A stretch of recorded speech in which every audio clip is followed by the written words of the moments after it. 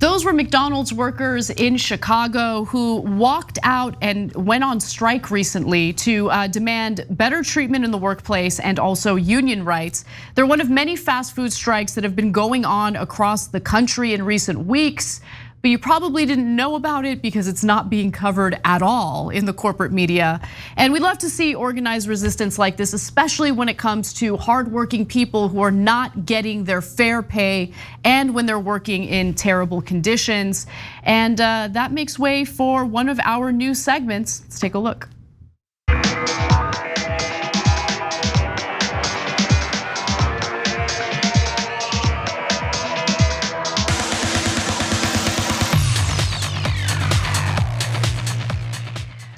Now there's more on the walkouts in Chicago, but rather than put words in the mouths of these workers, why don't we hear from them ourselves? Let's watch. You got the people that feed the neighborhood. I'm one of them type of people. I've been feeding people from McDonald's for years. I just want to feel like I'm a part of a team. I want to be part of something. I don't have to watch on TV and watch other people live comfortably and do stuff. Just want the equal right for the average person out there. You know, I represent the average man that goes home to his kids and try to provide. You know, I really do. I don't mean to walk out, but it's a standing, it's a movement. It's something that has to change. This is the only way that stuff can change. We have to show it. Other than that, there was walk over us. And Cenk, this is something that's been going on with fast food workers for such a long time, right? You see record profits year after year, profits, not just revenue, profits year after year with fast food companies like McDonald's. And they just refuse to reinvest that money into their employees. And especially during the pandemic, you know, there's been shortages with workers having to do mandatory overtime and things like that. I'll get into the details specifically about what these workers are complaining about, but it's never ending. And keep in mind, these are workers who are not unionized, so they don't have the protection of a union and they're still deciding to take a stand and do the strike. So Frederick Douglass said a long time ago, power never concedes without a demand. It never has and it never will.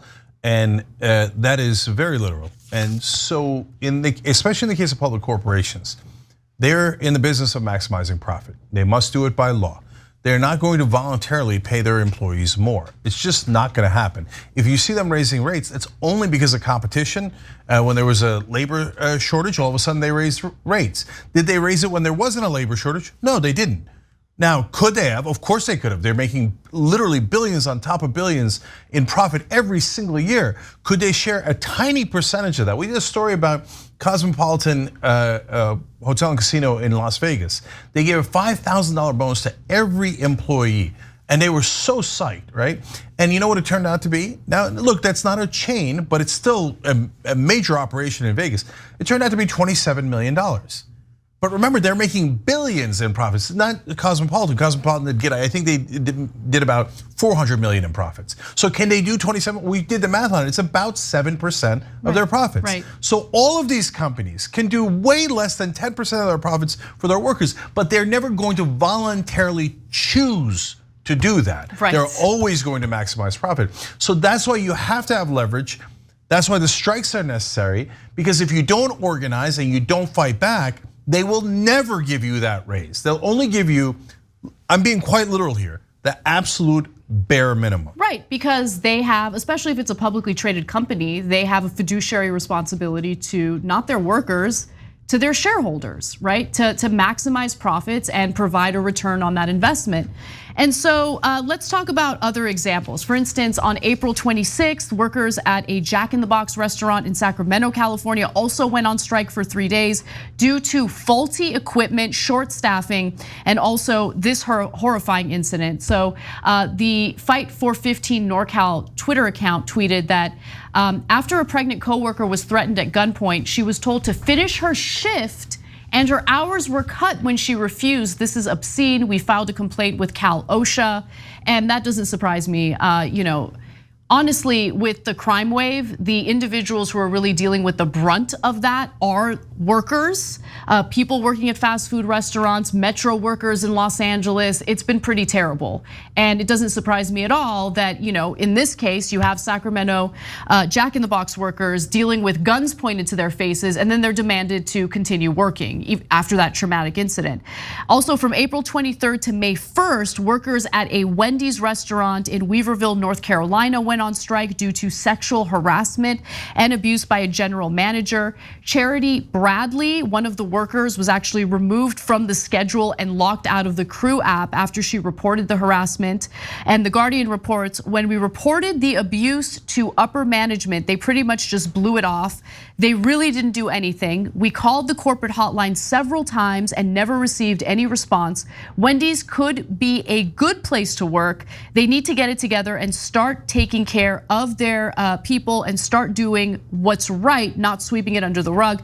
That was a direct quote, by the way, from Charity Bradley to The Guardian. And on May 2nd, workers at the Dollar General store in Marion, North Carolina also walked off of their job due to low wages. And there's just so many examples, Cenk. And the thing is, every day there's so much of this labor activity, whether it's strikes, whether it's efforts to unionize, they get no airtime in corporate media, zero, zero, zero. MSNBC, radio silence. Obviously Fox News is not gonna cover it, CNN doesn't cover it, network news doesn't cover it. They just don't care. And then when there's a labor shortage, they're like, why is there a labor shortage? Is it because the workers are lazy? No, how about we take a look at whether there are any incentives for these workers to be there in the first place? Yeah, look, those media companies are also multi-billion-dollar corporations. And so the idea of their workers rising up doesn't appeal to too many executives at CNN or MSNBC. And so it's also not just about wages. That of the stories that Anna mentioned, the one really stood out to me. They had that terrible odor, and it didn't go away for a whole year. People are vomiting. This is at a restaurant, right? On the job, people are getting sick. They got to call in sick because it's obviously there's something very wrong, right? Over a year, they didn't fix it. So they finally go on strike, and then they say, "Oh, okay, fine, we'll look into it." I mean, what does that tell you? That tells you they don't care about their customers, because they also have to deal with that, and they don't care about their employees at all. Because we fixing it might cost a little bit more. We might have to dig under the ground, and that's really gonna stop business for a little while, and it's gonna cost a little bit more. No way, no way. Would any of the executives at that restaurant work under similar conditions? I can tell you with absolute certainty, there's no way they would tolerate it for past 2 days. If it happened to the executives, it would be fixed instantly. And the restaurant that you're referring to is actually McDonald's in Los Angeles, California. So the workers on May 2nd called out the restaurant. They went on strike as a result of the faulty plumbing that was causing all sorts of health issues, and it also caused that terrible odor. In fact, one of the McDonald's workers was quoted as saying, "It gives me headaches, stomach aches, and nausea, and it's been happening to my coworkers also. It has become a horrible smell all over the kitchen and store, and we've noticed there's water also leaking with disgusting debris." That's Jasmina Alfaro, who needed to take several days off work due to her medical issues. And by the way, of course, she wasn't compensated while she was out.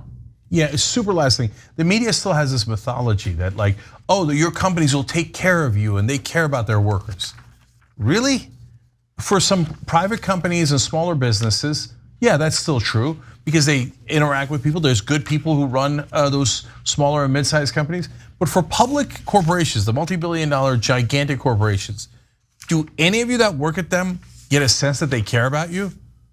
No, come on, man. That mythology is just pushed by media to tell you how great corporations are. Nobody's seen that in decades. Thanks for watching The Young Turks, really appreciate it. Another way to show support is through YouTube memberships. You'll get to interact with us more. There's live chat emojis, badges. You've got emojis of me, Anna, John, JR. So those are super fun. But you also get playback of our exclusive member-only shows and specials right after they air. So all of that, all you gotta do is click that join button right underneath the video. Thank you.